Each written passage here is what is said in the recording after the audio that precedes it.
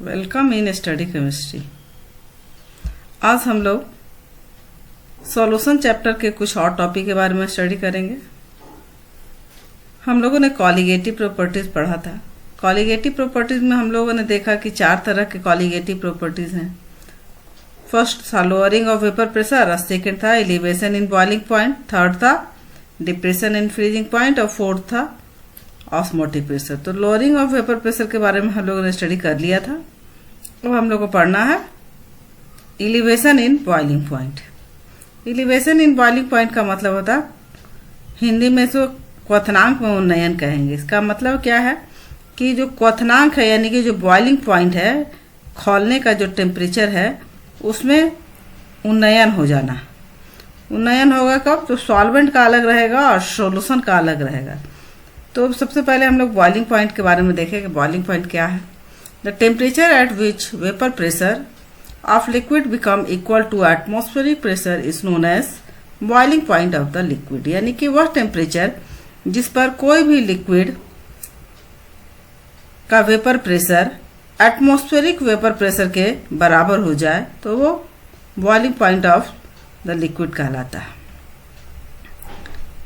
किसी भी लिक्विड का बॉइलिंग पॉइंट फिक्स्ड रहता है, लेकिन जब उस लिक्विड में जब वो सॉल्वेंट की तरह वर्क कर रहा है, उसमें यदि कोई सॉल्यूट जो है वो डाला हुआ है as a non volatile solute हो,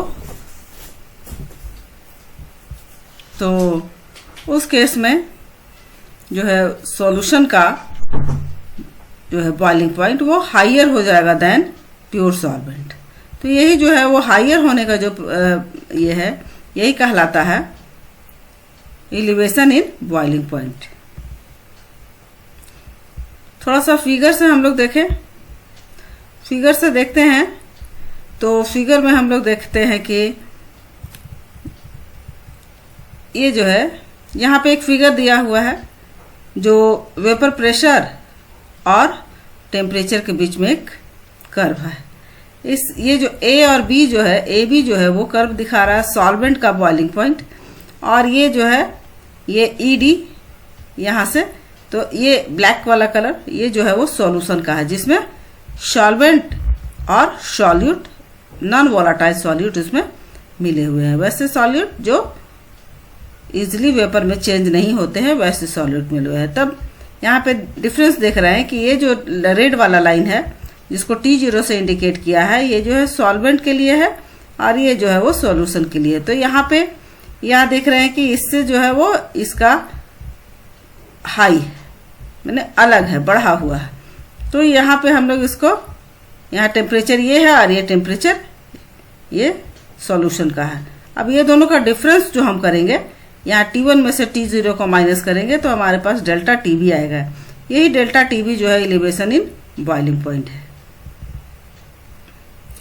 अब यहाँ पे हम लोग ने देखे कि यहाँ जो भी हम लोग एलिवेशन ऑफ बॉइलिंग पॉइंट को है वो कैसे कर रहे हैं डिटरमाइन, तो with the help of vapour pressure. ये वेपर प्रेशर से, तो जिस तरह से यहाँ पे दिखाया कि वेपर प्रेशर बढ़ रहा है तो वो एलिवेशन इन बॉइलिंग पॉइंट भी चेंज हो रहा है। तो यहाँ पे इसको हम लोग प्रोपोर्शनल किए कि डेल्टा TB यानी कि एलिवेशन इन बॉइलिंग पॉइंट जो है वो डायरेक्टली प्रोपोर्शनल किसके है, तो डेल्टा P के, यानी कि वेपर प्रेशर में चेंज के। अकॉर्डिंग टू राउल्ट लॉ हम लोगों ने पहले ही देखा था कि जो वेपर प्रेशर वो डायरेक्टली प्रोपोर्शनल होता है मोल फ्रैक्शन के। तो हम लोग इसको भी बराबर कर सकते हैं, डेल्टा P की जगह पे हम लोग डेल्टा TB लिखे तो ये हो जाएगा इसका मोल फ्रैक्शन। अब यहाँ मोल फ्रैक्शन के पास जो है यहाँ प्रोपोर्शनल का साइन हटाएंगे तो एक हम लोग कांस्टेंट रखेंगे जिसको हम लोग K से इंडिकेट करेंगे। अब यहाँ पे K की जगह, K तो वही है लेकिन XB की जगह हम जो हमारा फॉर्मूला है NB divided by N plus B, जहाँ पे N जो है number of mole of solute है, Na जो है number of mole of solvent, और यहाँ यानी कि ये जिसका हम लोग सॉल्यूट का molar number of mole divided by total number of mole of solution, यानी कि सॉल्वेंट प्लस सॉल्यूट। तो ये पुट किए हम लोग XB की जगह। अब यहाँ एनबी की जगह हम लोग given mass by molar mass करते हैं, उसी तरह से एनए की जगह given mass by molar mass. तो इस तरह से फॉर्मूला ये इस तरह से लिखेंगे इसको, W B by M B divided by W A by M A plus W B by M B. यहाँ पे हमने सारा लिख दिया कि एक्स बी क्या है तो मोल फ्रैक्शन ऑफ सॉल्यूट है, एन बी क्या है तो mole fraction of number of mole of solute है, एन ए क्या है तो number of mole of solvent है, डब्ल्यू ए और डब्ल्यू बी क्या है तो given mass of solvent and solute है, एम ए और एम बी क्या है तो मोलर मास ऑफ सॉल्वेंट और सॉल्यूट है। आगे देखें तो यहाँ पे हम लोग जो है किसी भी डाइल्यूट सॉल्यूशन में जब हम लोग देखें डाइल्यूट सॉल्यूशन है, इसका मतलब उसमें सॉल्यूट जो है वो बहुत लेस अमाउंट में, सॉल्वेंट ज़्यादा है, तो उसको हम यहाँ पे W B by M B को क्या करें नेगलेक्ट करेंगे, और ये जो है वो एक्सेस अमाउंट में होने की वजह से ये प्रेजेंट रहेगा, लेकिन इसको हम लोग नेगलेक्ट मानेंगे। तो यहाँ पे जब नेगलेक्ट करते हैं इन डिनोमिनेटर में तो हमारे पास सिर्फ बचेगा W A by M A. तो यहाँ पे हम लोग इसका फॉर्मूला जो है डेल्टा टी बी बराबर हम लोग इस तरह से लिख सकते हैं कि K is equal to W B divided by M B और W A by M A. इस तरह से इसको लिखे हम कि डब्ल्यू बी ऊपर रह गया और यहाँ एम बी जो है वो नीचे आ गया, डब्ल्यू ए यहाँ नीचे है तो नीचे है और ये एम ए जो है वो ऊपर। इस तरह से ये फॉर्मूला जो है हमारे लिए बहुत इंपॉर्टेंट है कि जब डेल्टा टी बी यदि कैलकुलेट करना है तो ये फॉर्मूला का हम लोग यूज करेंगे। फिर देखें नीचे तो डेल्टा टीबी के जगह पे एक और फॉर्मूला हम लोग इस तरह से बना सकते हैं कि यहाँ N B by W A बराबर जो है N B by W A बराबर हम लोग मोलरिटी यहाँ पे जानते हैं पहले इसे। मोलरिटी क्या है तो number of mole of solute divided by mass of solvent, पहले ही हम लोग ने देखा था। तो ये यहाँ पे हम लोग इसके जगह पे m लिख सकते हैं, तो यहाँ पे हो जाएगा k m और ये एम ए जो है वो उसी का है पहले से जो प्रेजेंट है हमारे फॉर्मूला में। अब यहाँ पे हम लोग क्या करें कि चूंकि यहाँ देख रहे हैं कि k और एम ए जो है उसमें ज़्यादा चेंजिंग नहीं आ रही है, जो भी चेंजिंग आ रही है नंबर ऑफ मोल और नंबर ऑफ, तो इसको हम लोग कांस्टेंट रखेंगे और ये इसके जगह पे एक अलग कांस्टेंट रखेंगे के बी, के एम ए के जगह एक अलग कांस्टेंट रखेंगे के बी। यहाँ पे लिख भी दिए हैं कि K M A is replaced by other constant K B, यानी बॉइलिंग पॉइंट एलिवेशन कांस्टेंट। इसका मतलब इसका नाम रखें बॉइलिंग पॉइंट एलिवेशन कांस्टेंट, चूंकि ये बॉइलिंग पॉइंट एलिवेशन का कांस्टेंट है, दोनों से मिक्स होके आया है, तो इस तरह से हम लोग इसे बॉइलिंग पॉइंट ऑफ एलिवेशन भी कहते हैं। अब हमारा फॉर्मूला क्या हो गया तो delta T B is equal to K B into M, जहाँ पे एम क्या है मोलरिटी, के बी क्या है तो बॉइलिंग पॉइंट एलिवेशन कांस्टेंट और डेल्टा टी बी क्या है elevation in boiling point. K B का और भी नाम है, K B is also known as molar elevation constant और या मोलर एबियोलियोस्कोपिक कांस्टेंट, यानी कि यहाँ पे ये दोनों नाम इसके लिए हम लोग यूज करते हैं, इसलिए कंफ्यूज नहीं होना है। When molarity of solution is 1, यदि मान लिया हम लोग किसी भी सॉल्यूशन का मोलरिटी 1 मान ले तो हमारे यहाँ पे यदि m पुट करते हैं तो हमारा फॉर्मूला आ जाता है delta T B is equal to K B, यानी कि के बी को डिफाइन हम लोग इस तरह से कर सकते हैं कि K B is defined as the elevation in its boiling point when 1 mole of non volatile solute is dissolve per kilogram of solvent. K B का डिफाइन भी आता है कभी कभी एग्जाम में, तो इस तरह से आप डिफाइन करिएगा। यहाँ पे यूनिट जो है ऑब्जेक्टिव क्वेश्चन में यूनिट पूछ सकता है कि what is the unit of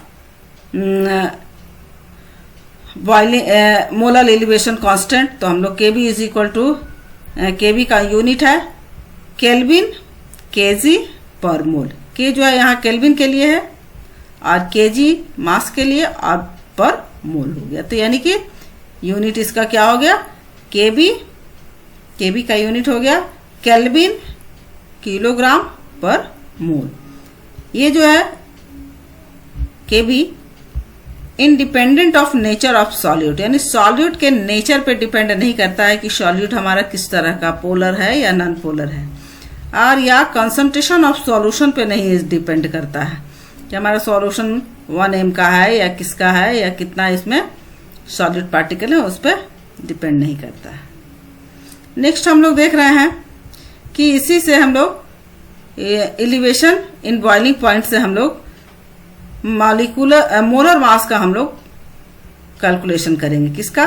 तो molar mass of solute, solute का मोलर मास हम लोग कैलकुलेट करेंगे। ये इस फॉर्मूला कैसे लाएं? तो यहाँ पे हम लोग इस फॉर्मूला के इस तरह से लाएंगे। यहाँ पे मोललिटी के बारे में जानते हैं। मोललिटी बराबर क्या होता है? तो WB/MB और 1000 और यहाँ पे मास ऑफ सॉल्वेंट। ये इसके जगह पे हम लोग NB भी लिख सकते हैं, WB/MB की जगह पे। तो हमारे पास फॉर्मूला ये पहले ही से हम लोग देखे, ये डिस्कस किए थे पहले। Delta TB = KB × M। यहाँ पे M के जगह पे ये जो ऊपर वाला हम लोग फॉर्मूला था वो पुट कर दिए। अब यहाँ पे हमको MB निकालना है, मोलर मास ऑफ सॉल्यूट, इसीलिए हमको NB को चेंज करना पड़ा WB/MB में। तो अब यहाँ पे MB को हम इस साइड ले जा रहे हैं और डेल्टा TB को इस साइड ले आ रहे हैं। तो ये हमारा फॉर्मूला हो गया KB × WB × 1000 divided by WA × delta TB। इस पे आपको न्यूमेरिकल्स आते हैं, तो इसलिए ये फॉर्मूला आपके लिए वेरी वेरी इंपॉर्टेंट है।